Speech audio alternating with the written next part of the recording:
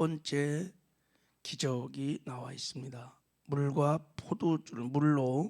포도주를 만드신 사건입니다. 예수님께서 갈릴리 가나에 있는 한 친척의 혼인 잔치에 초청을 받았어요. 근데 잔치 도중에 포도주가 떨어졌어요. 포도주가. 유대인들에게 잔치에 포도주가 떨어진 것은 굉장히 심각한 문제입니다. 잔치의 흥을 깨는 것 정도를 넘어서 법적 소송을 할 수 있을 만큼 심각한 문제가 벌어졌어요. 그때 예수님의 어머니 마리아가 예수님께 이 집에 포도주가 떨어졌다라고 알리고, 그리고 하인들에게 예수님이 무슨 말을 하든지 그대로 하거라 하고 지시를 합니다. 그래서 예수님께서 6개 빈 항아리에 물을 가득 채우라 하시고 그 물을 연회장에 갖다 주거라 그랬더니 물이 포도주가 되는 기적이 일어났습니다. 하나님이 가나의 혼인잔치에서 일어난 물을 포도주로 바꾸는 사건을 통해서 우리에게 말씀하고 싶은 메시지가 뭘까? 왜 예수님은 공생애를 시작하면서 첫 번째 기적으로 혼인잔치 집에서 물을 포도주로 바꾸시는 기적을 행했을까? 우리 본문을 통해서 하나님 우리에게 주시는 교훈, 여러 가지 우리가 교훈을 얻을 수 있겠죠. 이 말씀을 여러 가지로 해석할 수도 있고, 근데 하나님이 이 사건을 통해서 우리에게 말씀하고 싶은 근본적인 메시지가 뭘까? 자, 우리 이 사건을 좀 바르게 이해하려면 이 가나 혼인잔치에 물을 포도주로 바꾼 사건이 기적이 아니라 표적이라고 하는데 좀 우리가 집중을 좀 할 필요가 있습니다. 사도 요한은 요한복음을 기록하면서 이 사건을 표적이라고 말해. 표적. 자, 우리 11절을 한번 읽어보겠습니다. 11절 시작. 예수께서 이 표적을 갈릴리 가나에 행하여 그의 영광을 나타내시매 제자들이 그를 믿으니라. 그래서 이 사건이 기적이라고 말하지 않고 뭐라고 그래요? 표적이다. 표적. 이걸 세메이온이라고 그러는데 영어로는 사인, 표시, 표적이라는 거예요. 그러니까 기적과 표적은 좀 달라요. 기적은 눈에 보이는 초월적인 어떤 사건을 기적이라고 그래요. 근데 표적은 그런 초월적인 사건이 주는 메시지, 이거를 말하는 거예요. 그러니까 예수님이 지금 가나의 혼인잔치에서 물을 포도주로 바꾸는 이 기적 사건 자체가 중요한 게 아니에요. 이 기적 사건을 통해서 말씀하고 싶은 숨은 뜻, 메시지가 있다는 거예요. 그거를 지금 사도 요한은 강조를 지금 하고 있는 것입니다. 무엇을 말씀하시려고 하실까? 이제 우리 앞으로 요한복음을 계속 상고할 텐데, 요한복음에는 사도 요한이 예수님이 일으키신 많은 표적 중에서 7개를 특별히 선별을 해서 소개를 합니다. 7개 표적이 나와요. 오늘 첫 번째 요한복음 2장에 나오고, 두 번째 표적은 요한복음 4장에 보면 왕의 신하 아들을 고친 사건이 나오고, 요한복음 5장에는 베스다 연못가에서 38년 된 환자를 치유하는 사건이 나옵니다. 요한복음 6장에는 오병이어가 나오고, 또 바다 위를 예수님이 걸으신 사건도 나오고, 요한복음 7장에는 소경을 고치신 사건, 요한복음 11장에도 죽은 나사로를 살리는 사건이 나옵니다. 왜 사도 바울은 7가지 표적을 선별해서 요한복음에 기록했을까? 그 이유를 이제 요한복음 21장을 좀 가보겠어요. 자, 우리 21장을 한번 열어볼까요? 20장이네. 20장 30절 31절을 한번 읽어볼게요. 자, 요한복음 20장 30절 31절을 같이 한번 읽겠습니다. 시작. 예수께서 제자들 앞에서 기록되지 아니하는 다른 표적도 많이 행하였으나 오직 이것을 기록함은 너희로 예수께서 아들 그리스도이심을 믿게 하려 함이요 또 너희는 믿고 그 이름을 힘입어 생명을 얻게 하려 하심이라. 할렐루야. 예수께서 제자들 앞에서 이 책에 기록하지 않는 다른 표적도 많이 행했다는 거예요. 근데 사도 요한이 그 많은 표적 중에서 7개만을 딱 뽑아서 기록하는 목적은 첫 번째 뭐라고 그러냐면 예수님이 하나님의 아들이시다. 그리고 그리스도이심을 너희들로 하여금 믿게 하려 하심이라 그랬어요. 그래서 영생을 얻게 하려고 하는데 내가 많은 표적 중에 7가지를 뽑아서 이렇게 성경에 요한복음에 기록을 한다고 얘기를 하고 있는 거예요. 그러니까 이 표적은 예수님이 누구이신지를 지금 말씀하려고 하는 거예요. 예수님이 그냥 물을 포도주로 바꿨다. 이 사건이 중요한 것이 아니라 예수님이 이 사건을 통해서 누구신가? 예수님은 이 땅에 오셔서 무슨 일을 행하시는가? 그리고 예수를 믿을 때 어떤 구원을 받는가? 이것을 말씀하시려고 기적을 행했다는 거예요. 여러분, 유대인에게서는 7은 완전수예요. 완전수.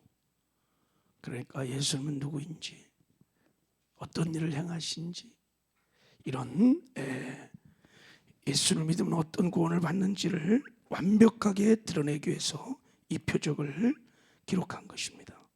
그러므로 이제 우리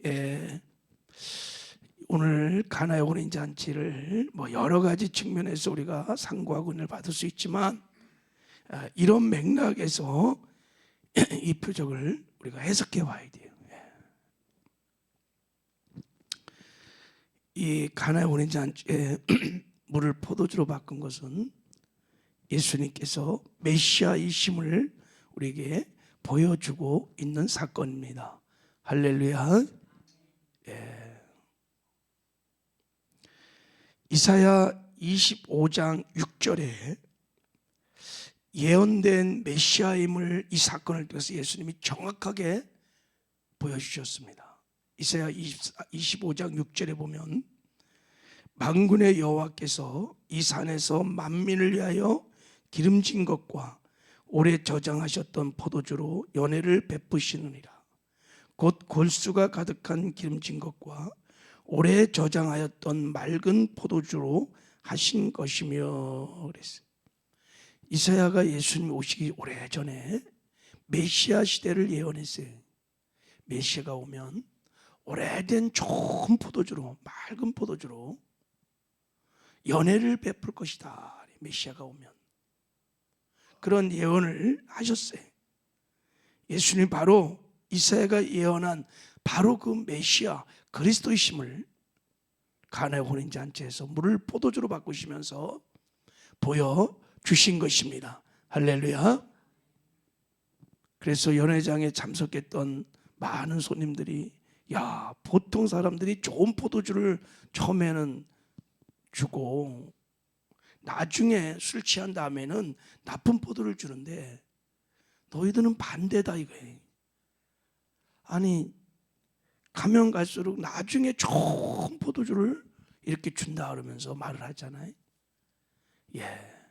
이사야가 메시아가 오면 오래된 좋은 맑은 포도주로 연회를 베풀어 줄 것이다 라는 말씀을 그대로 예수님이 응하신 것입니다. 예수님은 하나님의 아들 메시아 그리스도이십니다. 누구든지 메시아이신 예수를 믿으면 영생을 얻습니다. 이것을 보여주는 거예요. 자, 여러분 11절 이런 맥락으로 다시 한번 봐봐요. 자, 다시 본문으로 들어와서 자, 11절 한번 보세요. 다시 한번 읽어요. 시작. 예수께서 첫 표적을 갈릴리 가나에 행하여 그의 영광을 나타내심에 제자들이 그를 믿으니라 그랬어요. 그의 영광을 나타냈어요. 그랬더니 제자들이 믿었어. 아, 예수님이 메시아 그리스도이시구나.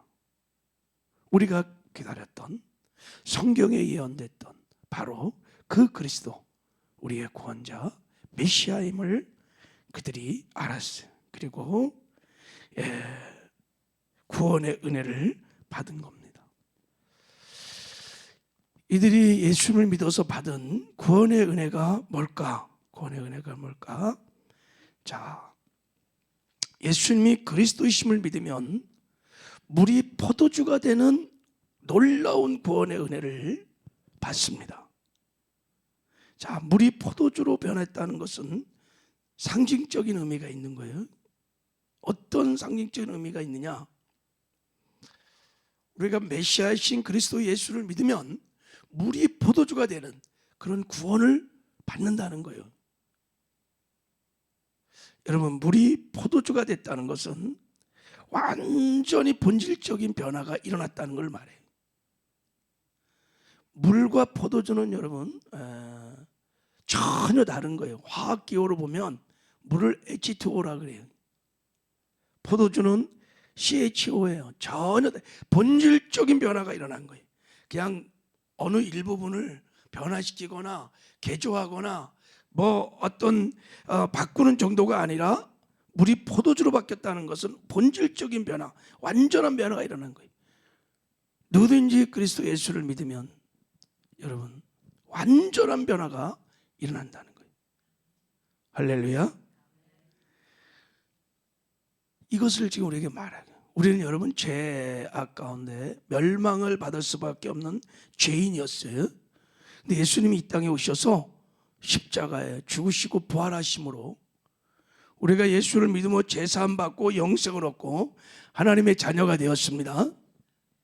근데 주님이 베푸시는 은혜는 여기서 끝나는 게 아니에요. 예수님의 죽음과 연합하여 우리 옛사람을 죽이십니다. 예수님의 부활과 연합하여 죽은 영을 살립니다.